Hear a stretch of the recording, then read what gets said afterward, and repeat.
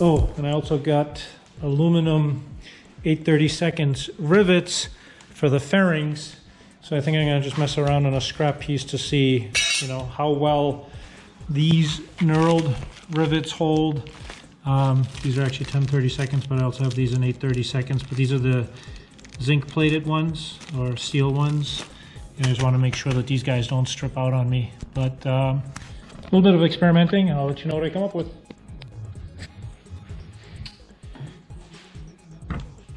So I've been setting these thread sets. I've been calling them rivets. And I gotta be honest, I'm not real happy with, I know this is kind of warped now, the way the aluminum ones sit in here. And plus they're also more likely to spin than these gold zinc plated ones. So the reason I'm hesitant to use the zinc plated ones is because if you look at the little chart here, so we got aluminum going in the zinc is fine, stainless steel going in the zinc, which will be the screw, not so good. But the stainless, the screws will be stainless, and the thread certs will be the steel zinc. I have visions of the belly fairings needing to come off, you know, when we do an inspection, and these things stripping and spinning and then breaking the plastic. Like, it'll just sounds like it can be a big mess. But then I remembered somebody recommended this stuff, the Ultra Tef Gel, and reading at it, it seems to be like an absolute miracle stuff for exactly, you know, different non-compatible metals. So I haven't done it yet, but I think I'm gonna go with the metal, the steel, or zinc plated thread inserts, thread sets, whatever you want to call them, and the Tef Gel, and then with a stainless steel screw going in it. Hope I don't regret it, but I just don't like the way these sit. They don't center well, and they, you know, if you grab them, these are easier to spin than these ones. These are pretty tight. All right.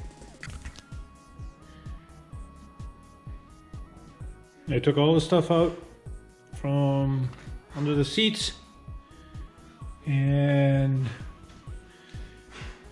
if I'm not mistaken, the only thing left, I have to mount the transponder doubler, and then I can put in the insulation, and that would pretty much finish this off.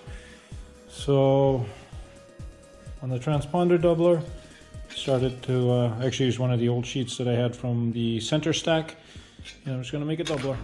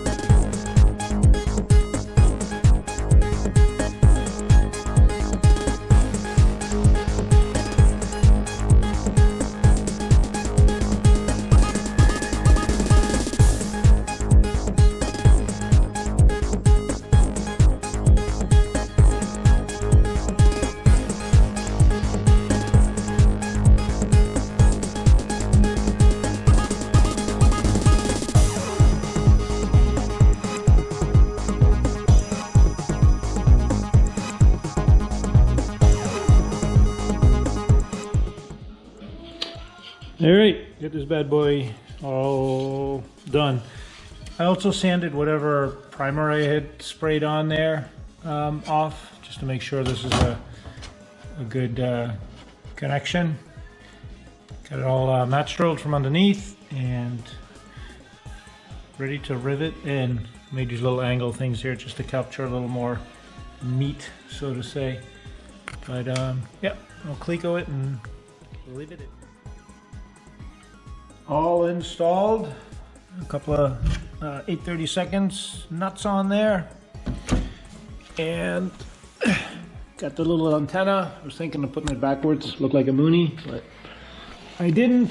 So while I was under here, I had never riveted the lower part of my forward boot cowl skin, so I did all of that. And then while I was under here, I am doing these 8 inserts for the belly fairing, so I'm gonna do that.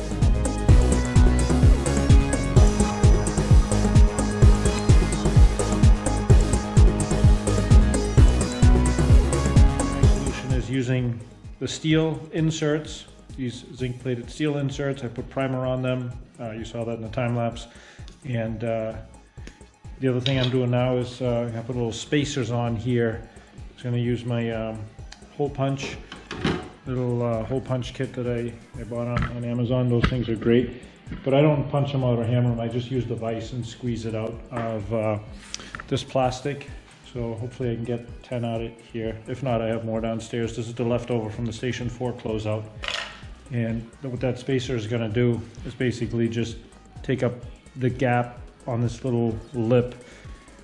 Because the lip of this is not that much. I just don't want any tension on the plastic to have it crack in the future.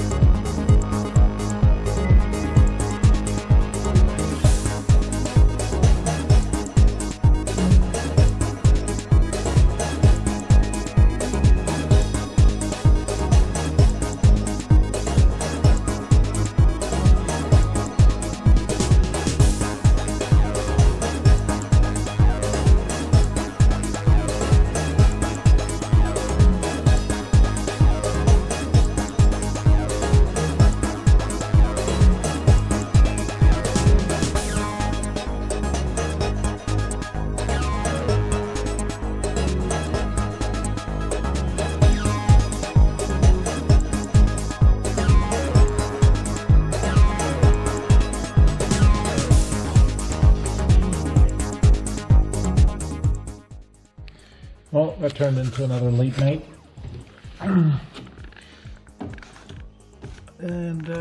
But it came out good. They're all mounted.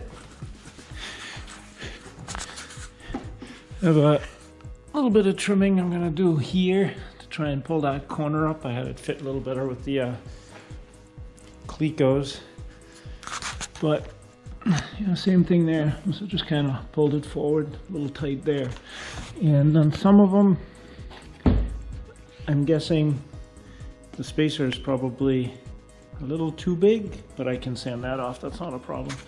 So a little fine tuning, we're good to go. So these are the spacers I ended up gluing on to take the space and stress out of the truss heads that are going to be holding it up. And in hindsight, they were a little too thick. Like I said, I cut out spare from the Station 4 closeout that was probably 1/8 of an inch thick, and 1/16 probably would be sufficient. Long story short, I kept sanding. I must have put them on and off on the bottom of the plane a half a dozen, actually probably more times, and I just kept sanding them down and marking where the little gaps were. But hopefully this will be the last time going on. Well, definitely better. I thought this will be the last time, but I'm gonna trim just a little bit more here, and I'm trying to see if I can get rid of that little gap there. So off they go. Also, what are people's thoughts on drain holes? One of the comments, I think it was LT Voyager, had mentioned it, and I think that's actually a good idea. If you think about it, I mean, water would collect in here, and it has no way of getting out. So I assume it's probably going to be somewhere in here. Once I put the tail back on the ground, I might find a true low spot, but I don't want to drill a hole and then have it be a stress thing that'll crack. Just wondering what others are doing.